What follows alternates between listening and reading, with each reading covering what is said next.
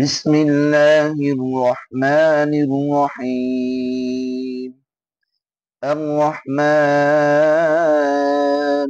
علم القرآن، خلق الإنسان علمه البيان. الشمس والقمر بحسبان، والنجم والشجر يسجدان. والسماء رفعها ووضع الميزان، ألا تطغوا في الميزان، وأقيموا الوزن بالقسط ولا تخسروا الميزان. والأرض وضعها للأنام، فيها فاكهة والنخل ذات الأكمام، والحب ذو العصف والريحان. فبأي آلاء ربكما تكذبان؟ خلق الإنسان من صلصال كالفخار، وخلق الجان من مارج من نار. فبأي آلاء ربكما تكذبان؟ رب المشرقين ورب المغربين. فبأي آلاء ربكما تكذبان؟ مرج البحرين يلتقيان، بينهما برزخ لا يبغيان. فبأي آلاء ربكما تكذبان؟ يخرج منهما اللؤلؤ والمرجان. فبأي آلاء ربكما تكذبان؟ وله الجوار المنشآت في البحر كالأعلام. فبأي آلاء ربكما تكذبان؟ كل من عليها فان، ويبقى وجه ربك ذو الجلال والإكرام. فبأي آلاء ربكما تكذبان؟ يسأله من في السماوات والأرض، كل يوم هو في شأن. فبأي آلاء ربكما تكذبان؟ سنفرغ لكم أيها الثقلان. فبأي آلاء ربكما تكذبان؟ يا معشر الجن والإنس إن استطعتم أن تنفذوا من أقطار السماوات والأرض فانفذوا، لا تنفذون إلا بسلطان. فبأي آلاء ربكما تكذبان؟ يرسل عليكما شواظ من نار، ونحاس فلا تنتصران. فبأي آلاء ربكما تكذبان؟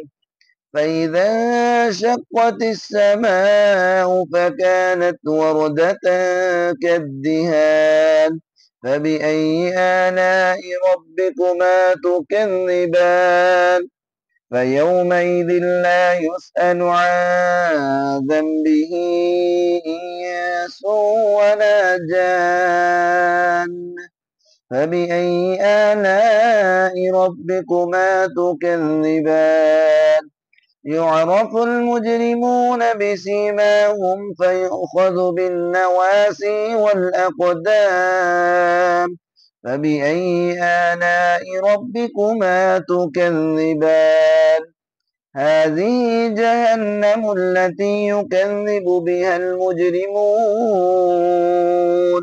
يطوفون بينها وبين حميم آن فبأي آلاء ربكما تكذبان ولمن خاف مقام ربه جنتان فبأي آلاء ربكما تكذبان ذواتا أفنان فبأي آلاء ربكما تكذبان فيهما عينان تجريان فبأي آلاء ربكما تكذبان فيهما من كل فاكهة زوجان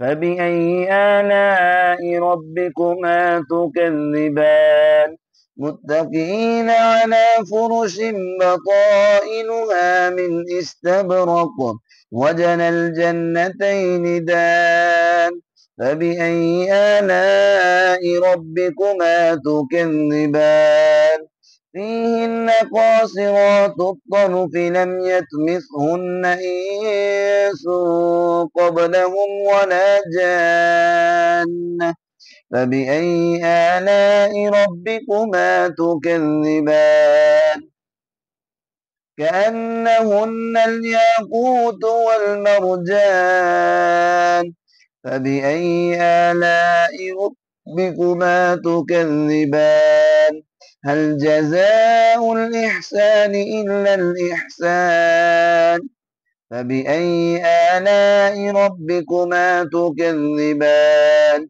ومن دونهما جنتان فبأي آلاء ربكما تكذبان مدهامتان فبأي آلاء ربكما تكذبان فيهما عينان نضاختان فبأي آلاء ربكما تكذبان فيهما فاكهة ونخل ورمان فبأي آلاء ربكما تكذبان فيهن خيرات حسان فبأي آلاء ربكما تكذبان حور مقصورات في الخيام فبأي آلاء ربكما تكذبان لم يطمثهن إنس قبلهم ولا جان فبأي آلاء ربكما تكذبان متكئين على رفرف خضر وعبقري حسان فبأي آلاء ربكما تكذبان تبارك اسم ربك ذي الجلال والإكرام